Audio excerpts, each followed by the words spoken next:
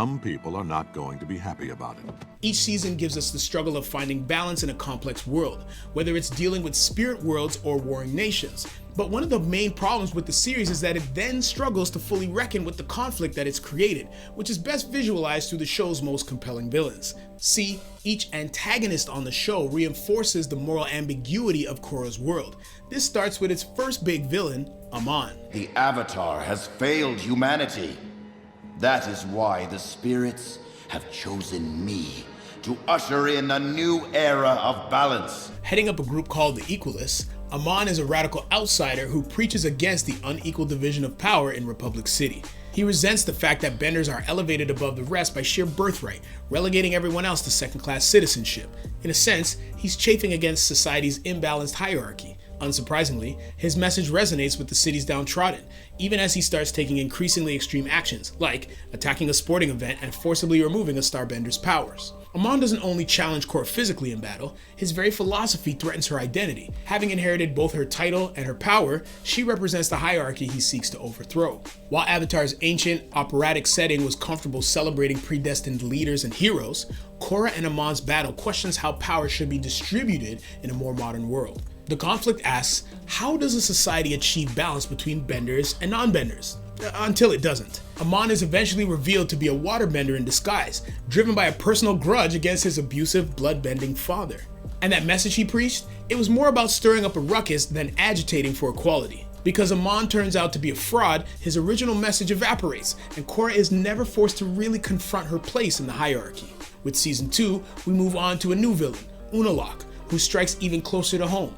See, Unalaq is both Korra's uncle and the chief of the Northern Water Tribe, while her father, Tonraq, leads the Southern. The two brothers— They're really gonna fucking leave this with like, without addressing the neoliberal propaganda and how fucking terrible and a bastardized interpretation of communism is. It's literally a reduction to like, Marxist movements, or communism is literally just purely motivated by personal vendettas and like selfish and about greed, and also led by like led actively by leaders who they themselves are hypocritical of the original stances and the values that they espouse. That's literally what this is. Like, straight the fuck up. The first season is like very clearly about totalitarian or authoritarian leftists, and this is of course before we even talk about not Unalaq. I'm talking about the first one, Amon. This is before we even mention that, like, you know, the pure egalitarianism has never been a value that like anyone has ever fucking advocated for in any like Marxist movement. No one is talking about like literally making everyone poor. That argument is so reductive that you could reduce it to communism is just about equality because they want to make everyone equally poor while those at the top make the most money. Anyway, that was really bad. So let's keep going. Others are divided on matters of spirituality. Tonraq is happy to turn their religious traditions into commercial events so that their people can prosper, while Unalaq sees this as a sacrilegious betrayal of their heritage. The question is, can there be a happy balance between their conflicting views? This puts Korra in the middle of a struggle that goes far beyond a family feud. As the Avatar, she represents an ancient spiritual tradition and must figure out what role it plays in the modern world. The war between Unalaq and Tonraq is really about the place we allow the past to occupy in our present. That is to say, how do we balance the values of the past with the realities of the present? During the 100-Year War, the South was thrown out of balance, and the lights disappeared. When the war ended, the North helped to rebuild you physically as a nation. But we have not rebuilt you spiritually. Until, again, it's not. Unalaq, it's eventually revealed, is a capital B bad dude who wants to unleash the spirit world so he can become a dark avatar. All that stuff about modern commercialism, spoiling tradition, again, it basically recedes into the background. This time around, Korra does actually find herself wondering about the bad guy's motivations after the dust has settled. And she even finishes the season by reopening the connection to the spirit world, just as Unalaq had originally intended. What if Unalaq was right when he said the Avatar shouldn't be a bridge between the two worlds?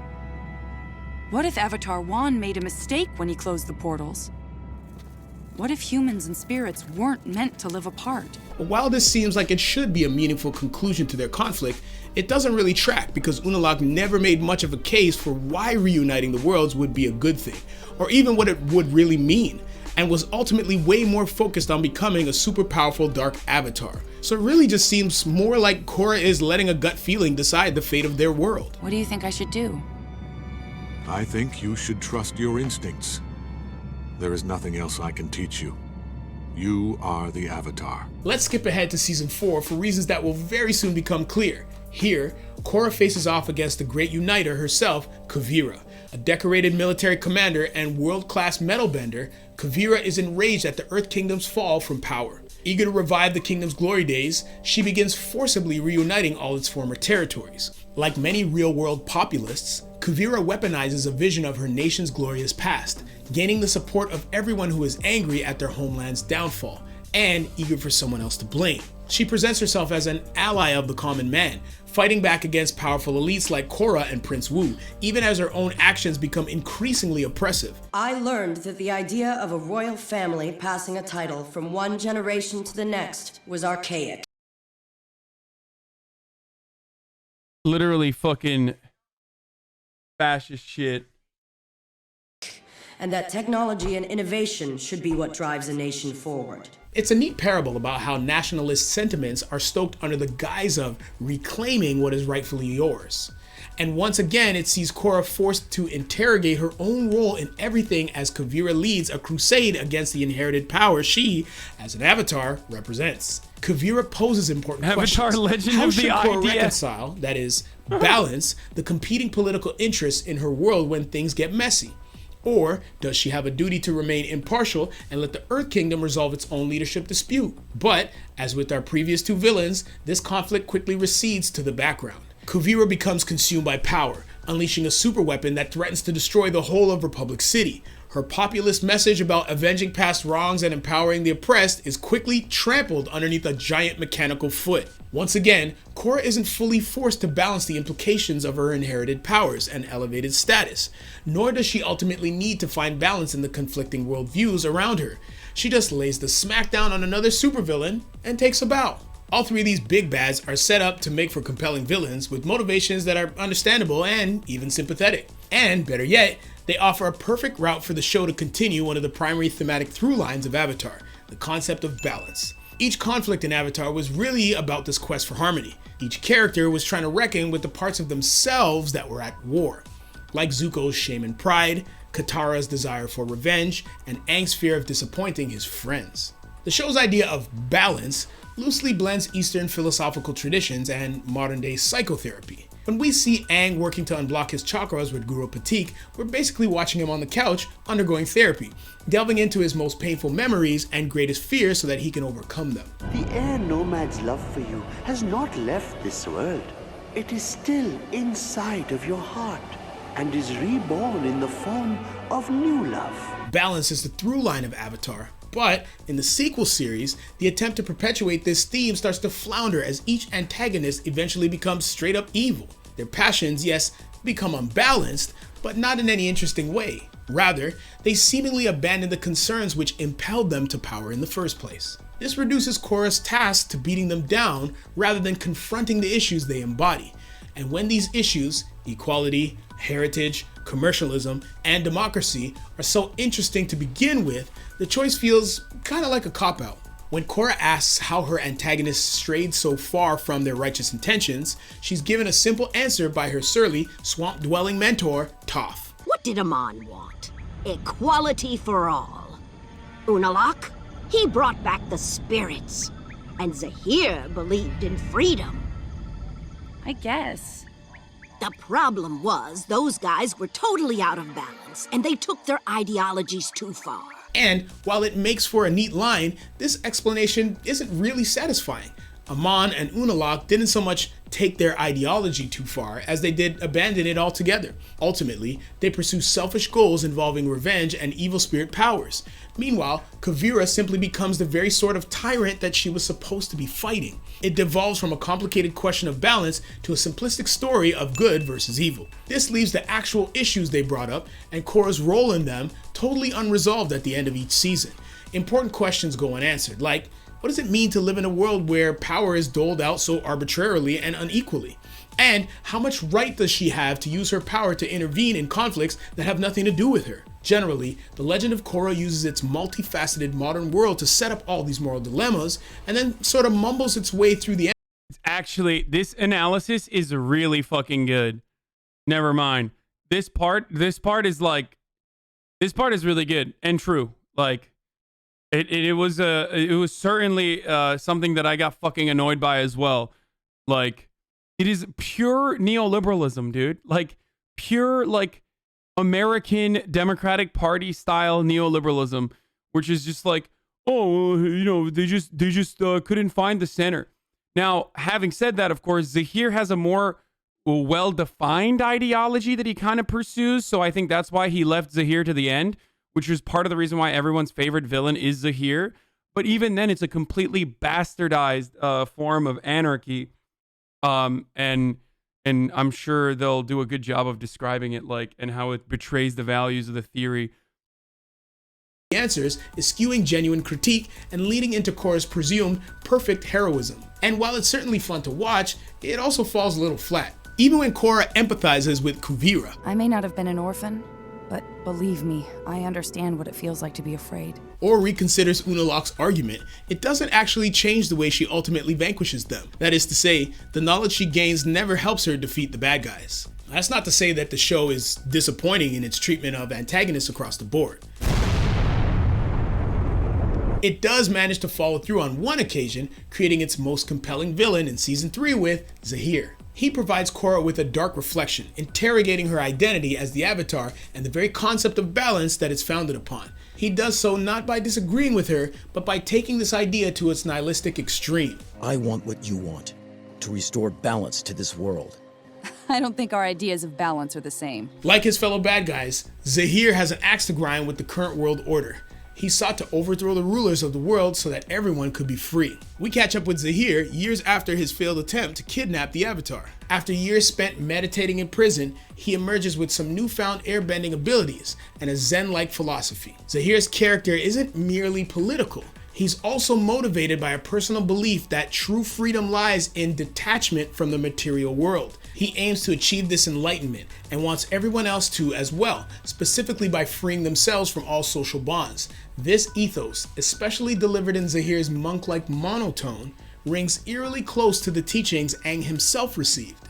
As both an airbender and the Avatar, Aang was less tethered to the material world than those around him. This perspective kept him neutral, making it easier for him to keep the peace. But in the moment where Zahir achieves his own form of spiritual detachment, we see clearly how different his philosophy is from the Avatar's. After watching the woman he loves get brutally murdered, Zahir loses his last emotional tie to the world around him. Please! Now, completely untethered, he unlocks a talent previously consigned to airbending legends and floats freely into the air. Here, we learn that the true source of Zahir's power is how little he cares.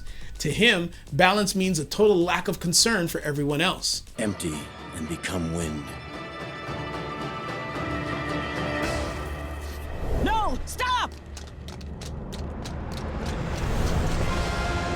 Rather than allowing him to act as a force for impartial justice, Zahir's complete detachment renders him an instrument of chaos.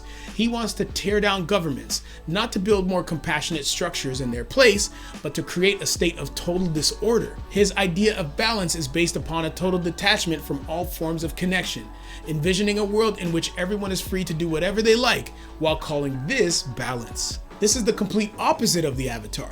While avatars might pride themselves on extending sympathy to all and learning to see both sides of an argument, they will ultimately still feel morally compelled to pick a side. When the Fire Nation began its rampage, Aang could have just remained impartial, claiming neutrality in the name of unity. But he didn't, because one side was clearly wrong and the other needed his protection.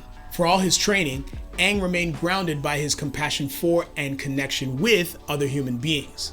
And by following his example, Korra is eventually able to defeat Zahir. Even in his transcendent state, the villain is no match for the combined might of Korra and all her loved ones. Here, being connected to others is a strength. In their final throwdown, Korra and co. directly challenge the idea that rising above earthly conflict is necessarily the most high-minded or fair way to go.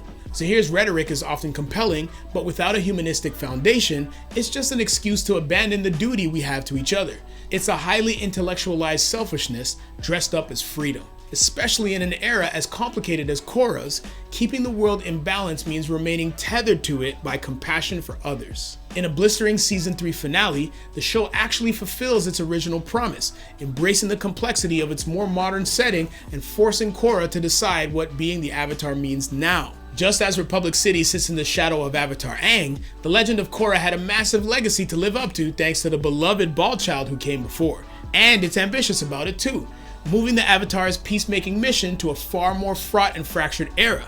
That said, it often struggles to fully reckon with all that this entails. Still, in its best moments, Korra is driven by the same philosophy of balance which drove Avatar, a creed which always values compassionate action over useless impartiality. So what do you guys think? Was Korra fit to carry on Aang's legacy, or did all that talk of harmonic convergence have you tearing your hair out? Let us know in the comments. Hit that subscribe button like you're a keyboard bender, and don't forget to ring that bell. And as always, thanks for watching. Peace. Literally a fucking this is like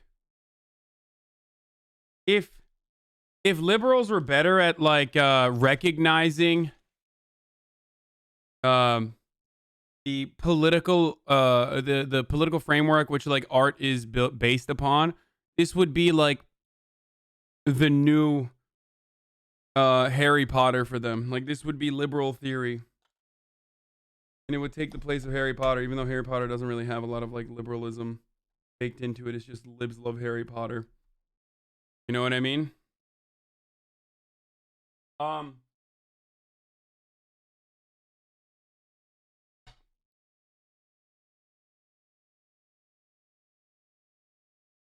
of sad that you see politics and everything though.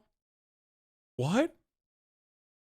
Are you fucking dumb? This is literally, first of all, okay, I don't even know what to say about that. There's politics in everything. There's politics in every part of our lives, dude.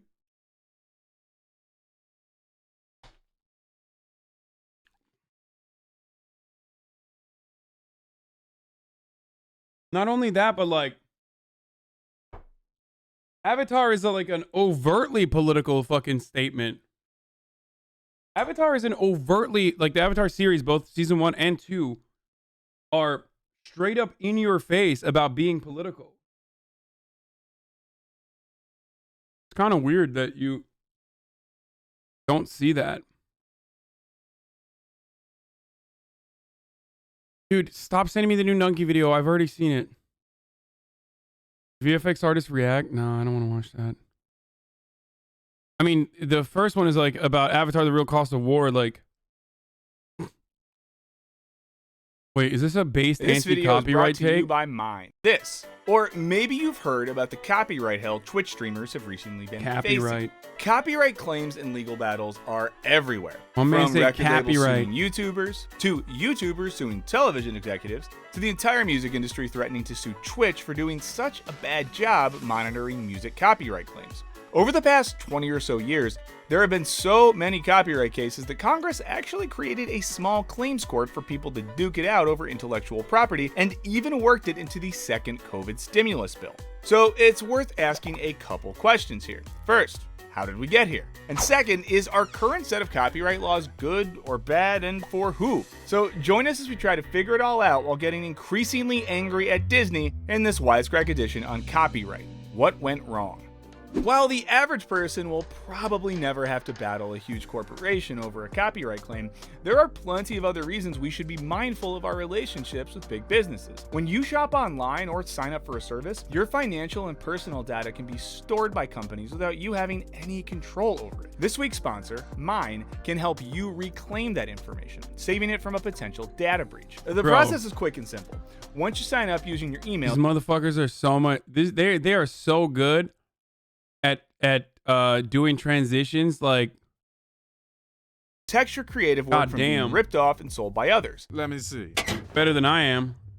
Hello, lawsuit. But on the other hand, it can actively stifle people from remixing or reacting to other creative work in a way that's entertaining. And we can understand that conflict best by looking at the man whose company basically created our modern intellectual property landscape, Walt Disney.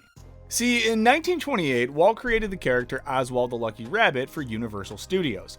Oswald was a huge hit, but when Disney approached Universal about making more Oswald cartoons, he found out that the studio was already working on new Oswald shorts without him. And because they owned the rights, he couldn't do anything about it. Walt walked away fuming, and without the rights to this adorable bunny. It was then that Disney vowed to only work for himself, and that he would own exclusive copyright to all the characters super he and his villain origin created. story. Now Disney owns the copyright to basically every character any of us have cared about for the past 30 years. Oh my god. Way to be, Walt. Anyway, as the story Oh my god, I didn't know that it literally sparked anger in him. So he just literally fucking created like a brutal regime of, like, it's like a cyber occupation, dude.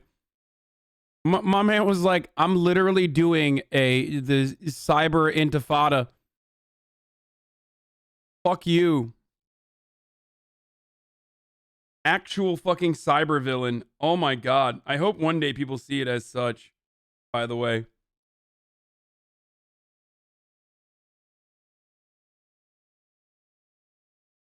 That's crazy. goes, in a fit of rage on his train ride home, Disney developed a brand new character that would belong to him and him alone, Mickey Mouse. And despite some inexplicable sartorial choices, Mickey was an unprecedented success. Being in control of his own intellectual property, Disney did what copyright laws should encourage. He made more Mickey Mouse stuff, and that worked out pretty well for him. And examples of copyright gone right are everywhere. In 1990, for instance, screenwriter Art Buchwald sued Paramount Pictures for stealing his idea and turning it into Coming to America. He won the lawsuit and then settled with Paramount for $900,000, which was probably in their budget after the film brought in $288 million. And if someone takes your song and just reposts it on YouTube, you can either get the ad money from it or block it entirely, and that's probably a good thing. So while copyrights have been super useful for many creators, these days it seems like it has a dark side. That is, so much stuff is protected by that C in a circle that a lot of folks think it's stifling creativity and making it impossible for artists to create new work derived from or inspired by existing culture. To get back to Walt, not only is he an example of why protecting your creative work is important, he's also an incredible example of the perils of copywriting things to eternity. See, in 1937, Disney released his first feature-length animated film based on a story entirely concocted by his big, beautiful brain, which is definitely not frozen in a vat hidden beneath the Pirates of the Caribbean ride at Disneyland. Sure, maybe I'm joking. The story of Snow White was totally taken from the Brothers Grimm. I was who just about to themselves say, got all their stories. The irony is, like, virtually all of fucking Disney stories are just ripped from, like, La Fontaine and so many other, like, Brothers Grimm and so many other fucking children's stories that were fairy tales and folklore, which of course inherently is like the the OG, no copyright.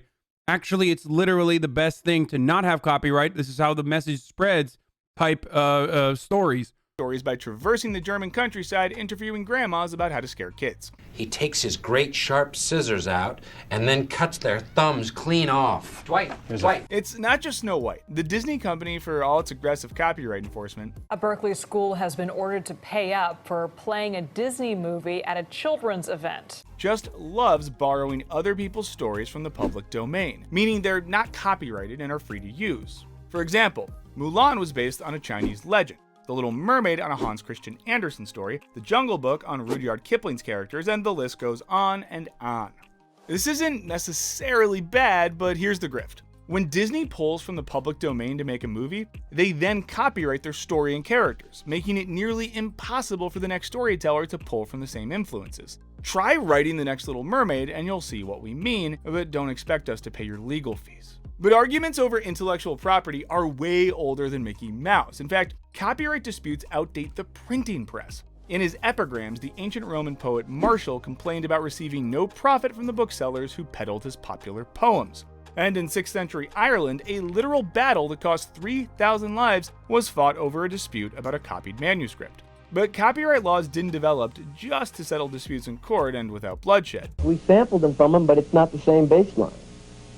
Like it goes ding ding ding diggy ding ding, ding ding ding diggy ding ding, ding ding ding. That's the way theirs goes. Ours goes ding ding ding diggy ding ding, ding ding ding ding diggy ding ding. That little bitty change. They were also seen as a way to incentivize people to keep churning out exciting new work, and boy, was that a success. Welcome to the Space Jam. Okay, but intellectual property orgy with basketballs aside, we do want to encourage the guy who made Beethoven to make that, as well as Beethoven's second, and third, and fourth, and fifth Big Paw, plus Big Break, A Christmas Adventure, and Treasure Trail. And this is exactly what the Founding Fathers had in mind when they baked copyright law into the Constitution. Like a lot of things in this wrinkly old scroll, the clause wasn't super specific, but it clearly indicated that Congress could use copyright restrictions to incentivize writers and scientists to create original works. It reads, Congress shall have power to promote the progress of science and useful arts by securing for limited times to authors and inventors the exclusive right to their respective writings and discoveries. Laws enacted under the Copyright Clause created limited monopolies, that is, monopolies which give authors a good run but don't last forever. Early policies were deeply informed by a utilitarian theory of property ownership. The idea is inventors and authors should be rewarded proportionally to how useful their creation is to consumers, and also that people make more useful stuff when they don't have to worry about people stealing it. Of course, the logic behind this isn't exactly perfect. It's kind of like arguing that if Disney wasn't able to copyright his own work, he would have been too lazy to create anything ever again, and maybe that's true, but as anyone who's gone to a show at Denny's knows, not every artist is in it for the money. Still, English philosopher Jeremy Bentham argued that copyright laws incentivize inventors to make cool stuff by offering them a monopoly on the profits. He wrote that, without the assistance of the laws, the inventor would almost always be driven out of the market by his rival, who, finding himself without any expense in possession of a discovery which has cost the inventor much time and expense, would be able to deprive him of all his deserved The fucking OG. Oh, what about the R&D cost, brother? advantages by selling at a lower price. This all seems pretty reasonable. Incentivize talented and smart people to make things by giving them the exclusive ability to profit off their idea. And then once they've milked that little eureka moment for a long time, or die, it goes into the public domain so someone else can riff on it. What I'm saying is, if you ask the framers of the Constitution if Dr. Seuss's kid should be able to make money off of cartoons adapted from his books 30 years after his death, my guess is they'd say, nah. But Seuss's estate does still control and profit off of all sales of his books and all derivative content. And because the Seusses still control what can be done with Seuss IP. Hold on, brother. I thought Dr. Seuss was a bunch of libtard pussies that hate racism. What the fuck? Are you trying to tell me they're industrious capitalists at the same goddamn time, brother? What the fuck? I'm feeling conflicted right now. Typical commie libtards want to make money but also hate capitalism. Oh wait, they never talked about capitalism and have been capitalist enterprises from the start? I'm getting angrier.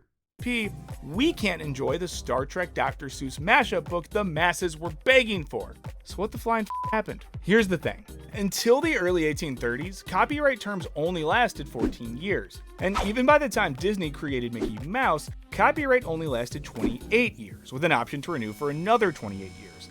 That would have meant Mickey Mouse would have become public domain in 1984. But not so fast. In 1976, Congress gave the Copyright Act a complete overhaul with some guidance from a team of Disney lobbyists. See, Walt was dead. His head was again not frozen and stored beneath the Pirates of the Caribbean ride in Disneyland, and the company's copyright on their iconic character was set to expire soon. They weren't too crazy about losing ownership of their coveted revenue-generating glove enthusiast. The resulting 1976 Act increased the term of copyright protection from 28 years to the life of the author plus 50 years. All in all, the lobbying efforts of Disney and other corporations kept Mickey locked up in Cinderella's castle until 2003. Goofy, Pluto, and Donald also got their Disney prison sentences extended, and it also became way easier to get sued for selling a crocheted pattern of them sitting in Disney jail, which I've never visited, but Universal jail, And if you haven't noticed, Mickey Mouse is still not in the public domain. That's because in 1998, the Copyright Term Extension Act, or CTEA, was passed, again extending works for 70 years after the author's death and also protecting corporate works for 95 years from their original publication or 120 years. The irony is, the more Disney makes money off of Mickey Mouse, the more power that they have to continue extending copyright until it's infinite. I'm glad that our Congress is doing such important works, by the way.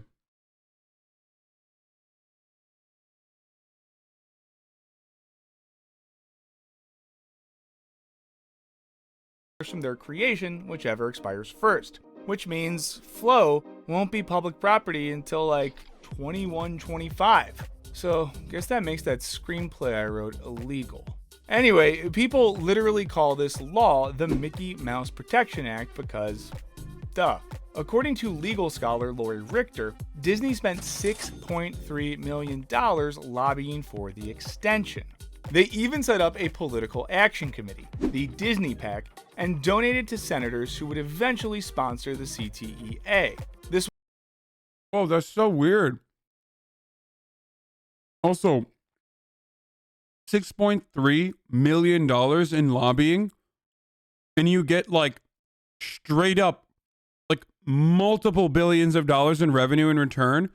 What an incredible fucking bargain. The American government is the cheapest whore you can fucking purchase.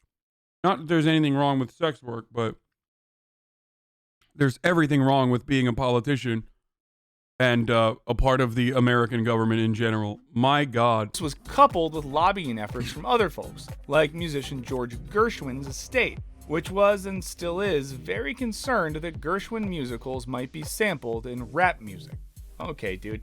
This all resulted in yet another extension for Mickey, as well as a handful of other characters that would have been in the public domain by now. But maybe you're thinking, so what if Disney wants to keep control of its characters? Well, one criticism is that Disney is keeping control of characters adapted from the public domain, and that's really bad for art. Pooh, Snow White, The Little Mermaid, Cinderella, Aladdin, Hercules, Sleeping Beauty, Mulan, they were all taken from works that were in the public domain, which means they were available to the public and were not protected by copyright. Sure, nowadays you could try to make your own version of Mulan, but barring the rare exception, it's remarkably hard to have much success when a multinational corporation has a virtual monopoly on the characters you're creating and the story you're telling. That said, you can certainly try. Mockbusters aside, a bigger issue than Disney raiding the public domain while contributing nothing to it is that the copyright extensions they lobbied for have made hundreds of thousands of lesser-known works completely unavailable and inaccessible. They just sit there, copyrights extended, companies holding on to them to maybe one day turn them into something. Who knows what creative derivative work might have come from them? After all, great works ranging from Goethe's Faust to West Side Story were also derivatives of other stories. Many scholars feel that copyright literally all art is derivative. All art. Extension well beyond an author's death is far from utilitarian. Increases in copyright protection can actually harm the public more than they benefit authors, especially when those authors are dead and definitely not frozen beneath a pirate ride, and the new authors are multinational corporations. One argument lobbyists and copyright enthusiasts use is something called the tragedy of the commons argument. Coined by Garrett Hardin in 1968, the tragedy of the commons stipulates that open shared access to a resource would cause overuse and destruction of that resource. So, like open farmland, an idea being open and shareable will only be harmful. But research shows that copyright correlates more with the disappearance of works than with their availability to the masses. In his study, How Copyright Keeps Works Disappeared, scholar Paul Heald analyzed large samples of both Amazon. This is hilarious because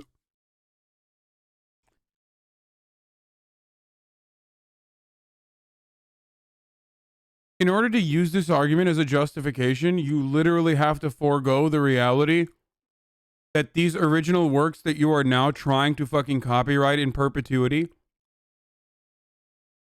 were derivative off of public like literal public good, like publicly accessible works that came prior.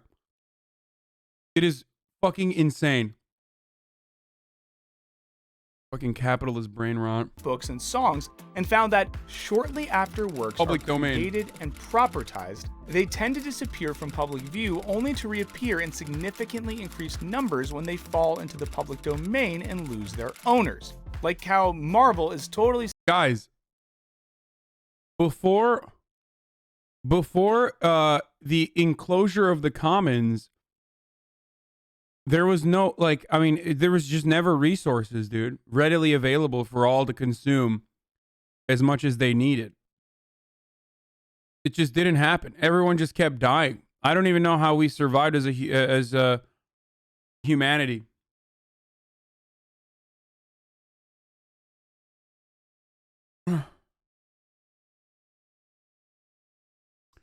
Using a closed source capitalist operating system interesting? Oh my god. Yes, dude, I'm sorry that I'm not using Linux, you fucking nerd. Literally shut up. Sitting on countless forgotten villains and heroes who may never return to print or make it to the big screens. Or how there hasn't been... God, Linux nerds, like, surprisingly, there's so little of them that, like, every time one rears their ugly head, it's kind of funny and welcoming, because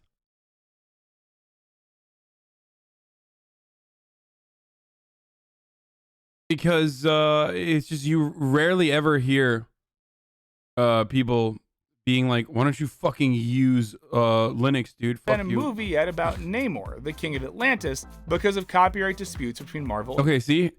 I'd just like to interject for a moment. What you're referring to as Linux is in fact GNU Linux, or as I've recently taken to calling it, GNU plus Linux. Linux is not an operating system, but onto itself, but rather another free component of a fully functioning GNU system made useful by the GNU core libs, shell utilities, and vital system components comprising of a full OS as defined by POSIX.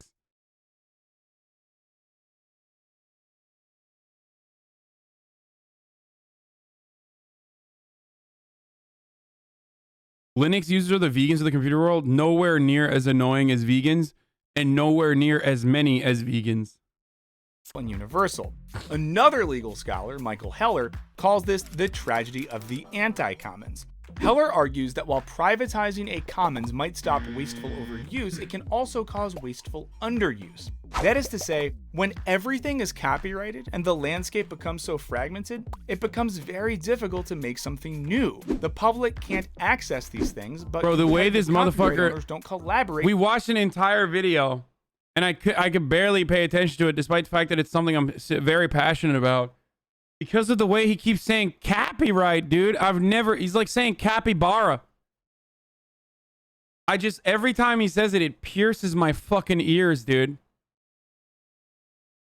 Copyright.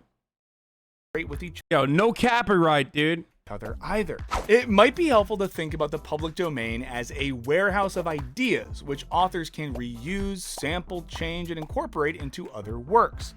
If the warehouse isn't well stocked, people don't have pre-existing cultural materials to work from. Some of Europe's most well-regarded composers wrote incredible pieces by freely cribbing music that no one particularly owned. And take this little tune you might remember from The Lion King. It comes from an old church Gregorian chant that would also make its way into a famous piece by Mozart and then Hector Berlioz. I don't believe you should be able to copyright like modern recordings of public domain music. I don't know if that's like I don't know if that is a argument that triggers music heads or whatever, but I literally don't believe. I mean, I don't believe that they should do copyright regardless in like almost in most circumstances. But I think that it is so fucking insane. It is absolutely so insane to me that you can take something that's public domain and then apply copyright to it. You're literally ripping off. You're just playing the sounds that someone else wrote for you. What the fuck? Another by Franz Liszt.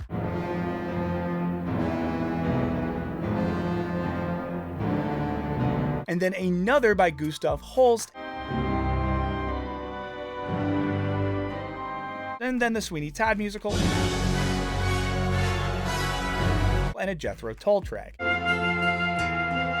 That is to say, ideas spreading freely is often, but not always, a very good thing. But the real tragedy is that another warehouse of ideas is fully stocked, but no one's allowed in there except the owner, who checks in like once every 20 years. The one saving grace that sometimes lets us breach the anti-commons, at least in art and media, is something called fair use. Yes. It permits the use of unlicensed copyrighted work under certain circumstances, like which is why Hasanabi is also known as Hasanabi, baby, because I'm fucking fair and free with my usage of other people's commentary, videos, all that sort of thing, okay?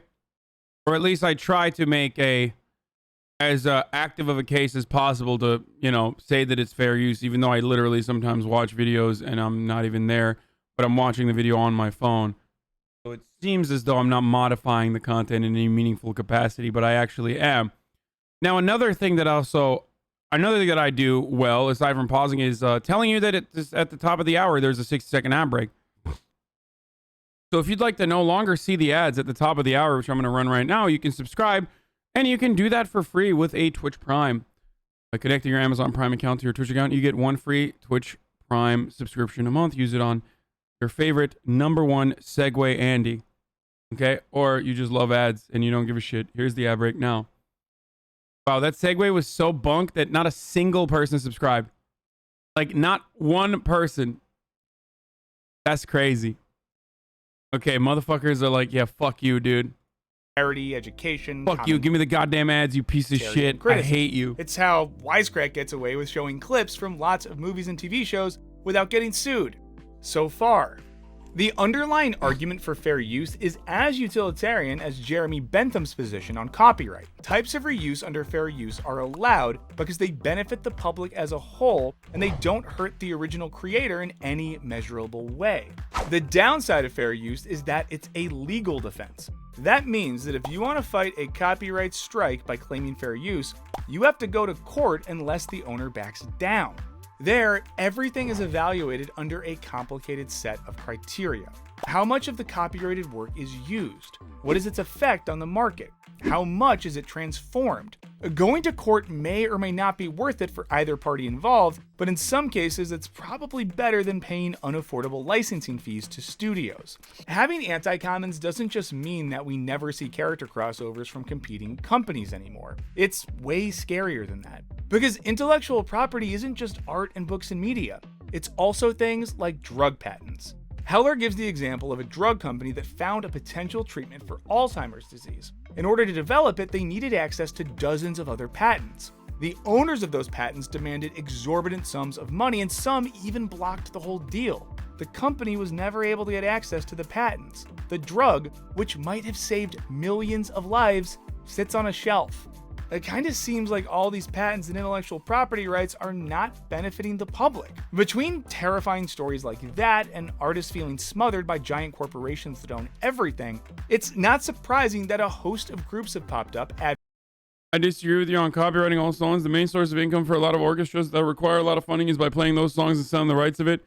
They wouldn't exist without that copyright, and on the side, they would produce their own songs that are super enjoyable to listen to, but don't generate nearly the same amount of income. It's a dumb way to make income, but it's all they've got. Okay, let's find a different way to fucking fund the arts then. I don't have a problem with that. I'm fully on board with funding the arts. I do think that it's necessary. Yeah, let's do government art funding. Look, to all the haters and lovers of communism alike, everybody thinks that the fucking one thing that communist nations, or, nations that historically said they were communist or whatever the fuck, they're just so good. They have a great orchestra. Like, always. Why can't we do that? What do we got? We got fucking bands, dude.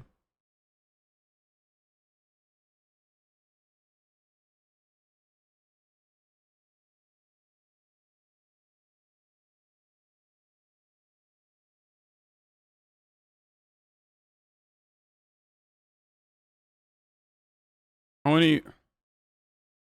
Dude, this person is the weirdest chatter that I have. Okay? I always look to their chats like they've been following. This is their fucking sock account. Okay? So, like, obviously they have their original account that they've subscribed to me on, but they love chatting. They love chatting on, I think, like, they love chatting on their alt account. And they always use emotes of either Mehdi or Ashi. But they're always in here. Like, what are you doing?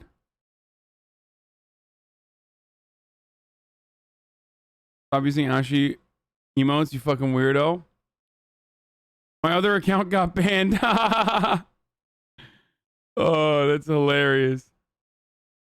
I wonder what their other account was. It's straight up a ban evasion because I see them all the time in here. They are literally in here nonstop.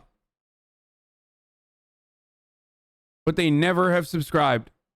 So I assume that they used to subscribe and then I banned them. Crushly, obviously. Let's see.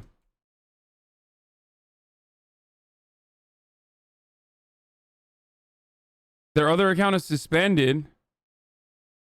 Oh, shit. Crushly, too. This is you now, my friend. You have no more. This is the only thing you have now.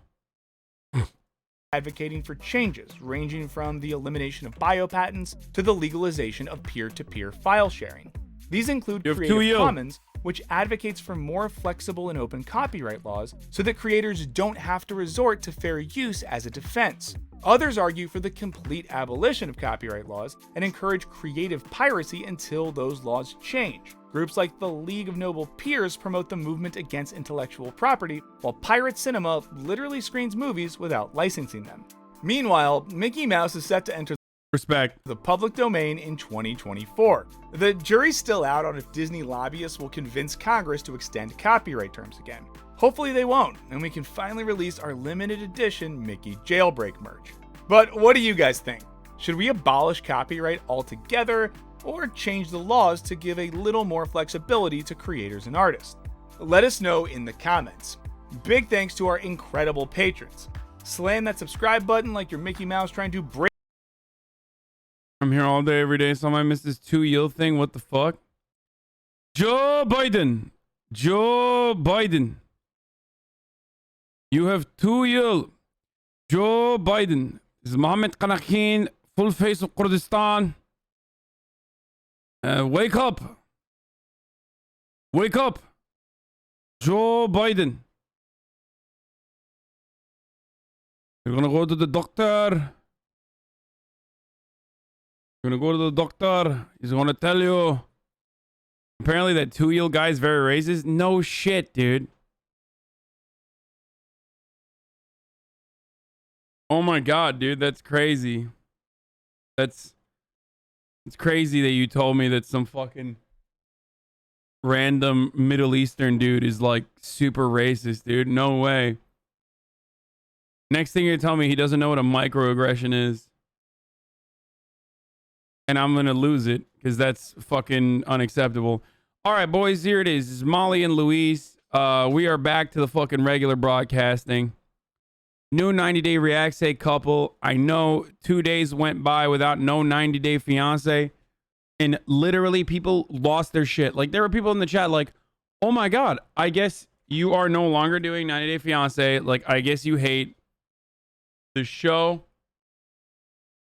I guess you just hate us. Why do you fucking hate us in general? It's pretty fucked up. Unsubscribed. So, after the Darcy saga ended abruptly, almost, because she became a girl boss, 90 days are back. A new couple. Get in now. www.twitch.tv/Hasanabi Joe Biden.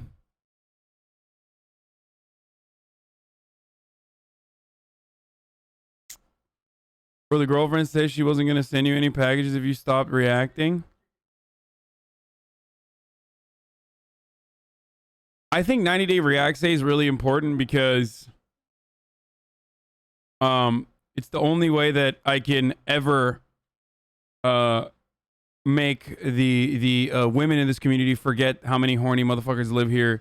They just overlook it because they're like, this is sick, this is good, this is like for the girls, you know? It's not just for the boys, it's for the girls. It's the opposite of Forged in the Fire. Like when I watch Forged in Fire, it's like, hayır lütfen getirir misin geri içeri? Ne yapayım anne, o zaman yürüt. O zaman geri getir içeri. Çıkmasın dışarı. Forged is literally the opposite. It's for the boys. And this is for the girls for the most part. But also for the boys as well.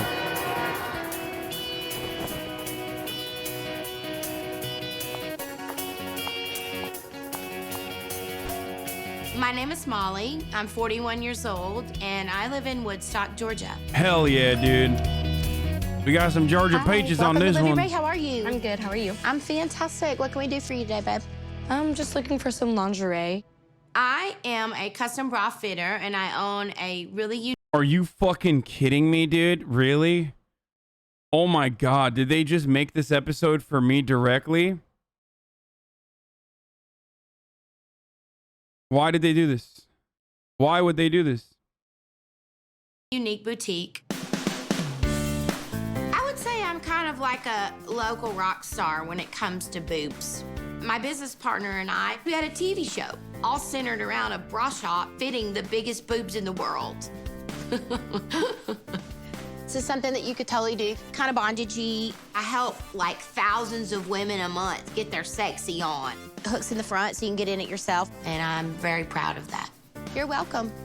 But my proudest accomplishment would be that I'm a mom. Mom. Hey, Mom. Okay, that's cute as fuck. I have two daughters.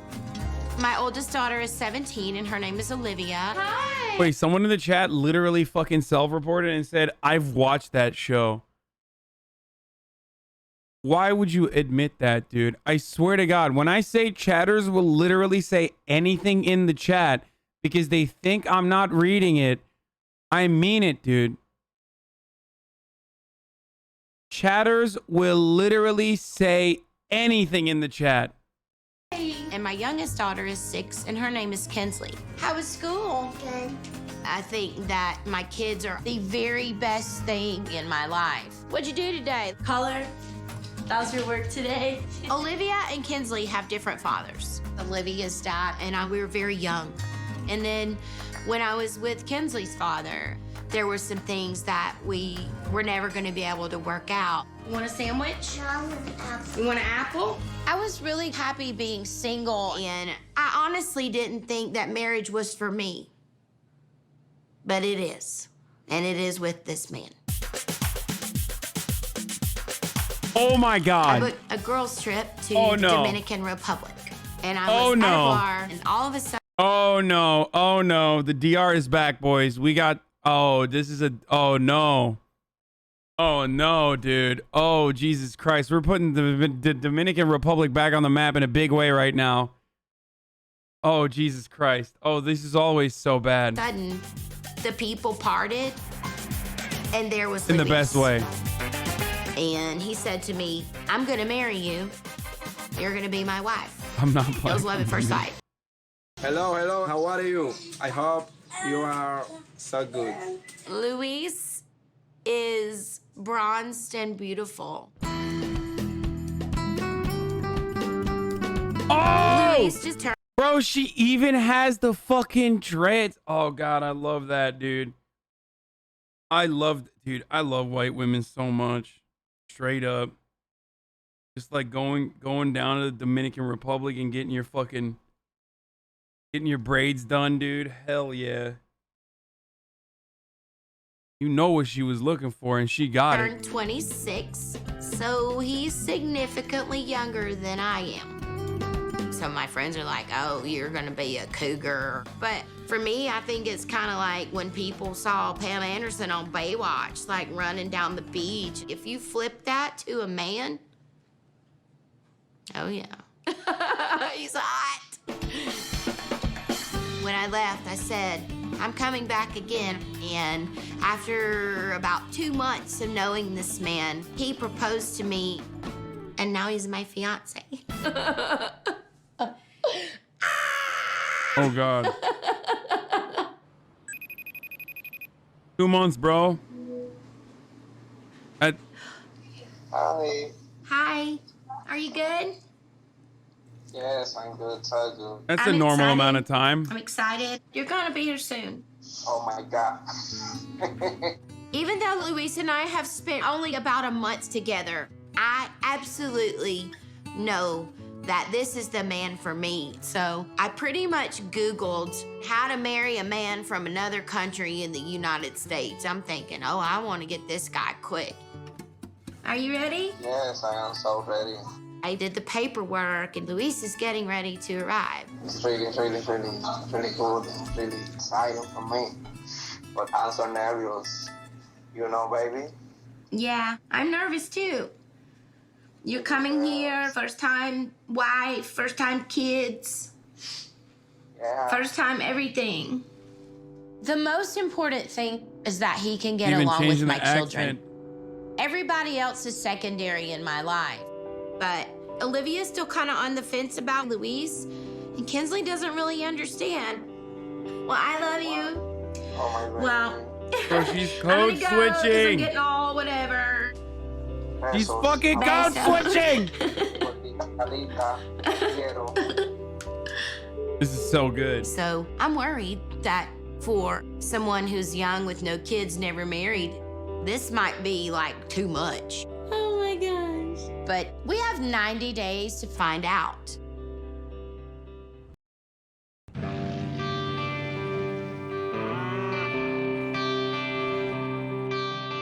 I just feel like I just try to put brows on, and everybody knows I try to put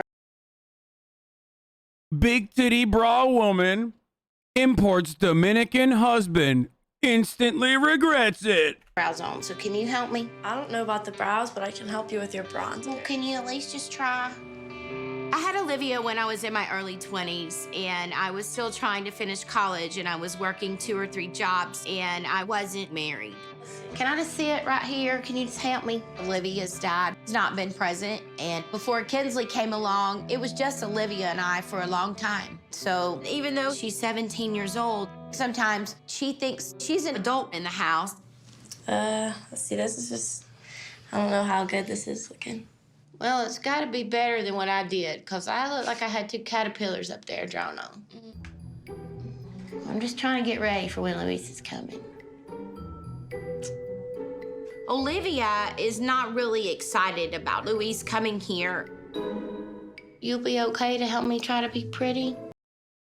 As is the case with fucking 90 Day Fiance, the minors are probably going to be the sanest people on the show. So, Even though she's about to be an adult, she still is a little girl inside, and I think she's worried that someone's gonna take her mom from her. I'm still a little uneasy with the idea of my mom getting married. I want her to be my mom, not a wife. Oh. You know, please just be Never happy. mind. Luis is coming. He doesn't know how to do makeup. Oh, he's gonna. never mind. Spoke too soon.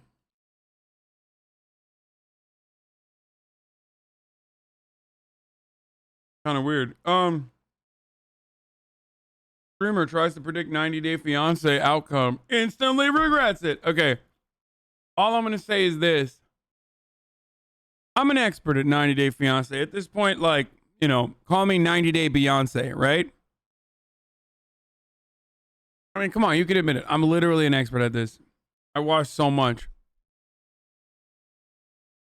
And the one thing that they always do, these fucking demons, please seek therapy. Men will literally go through every episode of 90 Day React, say, instead of going to therapy.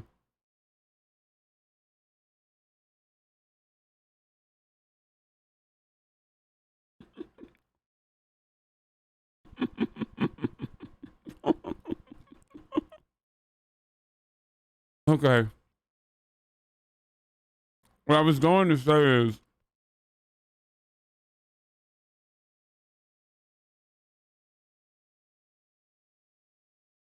'90 Day producers have this wonderful way